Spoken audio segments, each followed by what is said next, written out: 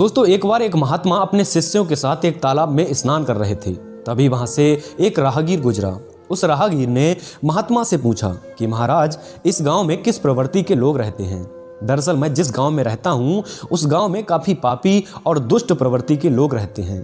इसीलिए मैं अपने गांव को छोड़कर किसी दूसरे गांव में रहना चाहता हूं। तो क्या आप महाराज मुझे बताना चाहोगे कि इस गांव के लोग किस प्रवृत्ति के हैं?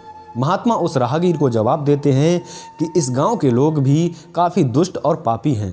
महात्मा की ये बात सुनकर वो राहगीर आगे चला जाता है। थोड़ी देर बाद वहां से फिर एक राहगीर गुजरता है। वो दूसरा राहगीर भी महात्मा के पास आकर इस गांव के लोगों की प्रवृत्ति के बारे में पूछता है। जब महात्मा उससे पूछने की वजह पूछते हैं तो वो राहगीर भी बताता है कि मैं इस गांव में रहना चाहता हूं, इसीलिए यहाँ के लोगों की प्रवृत्ति जानना चाहता हूं। इस पर महात्मा पूछते हैं कि पहले तुम जहाँ रहते थे वहाँ के लोगों की प्रवृत्ति कैसी थी? बहुत अच्छी और बहुत सभ्य, राहगीर बोलता है। इस पर महात्मा बोलते हैं कि तो बस यहाँ के लोगों की भी प्रवृत्ति बहुत अच्छी और बहुत सभ्य है। ये सुनकर वो राहगीर वहाँ से चला गया। महात्मा और राहगीर की बातें महात्मा जी के शिष्य सुन रहे थे। शिष्य ये सुनकर बहुत चकित थे कि पहले राहगीर को महात्मा जी ने गाँव वालों के बारे में कुछ और बताया और दूसरे राहगीर को कुछ और।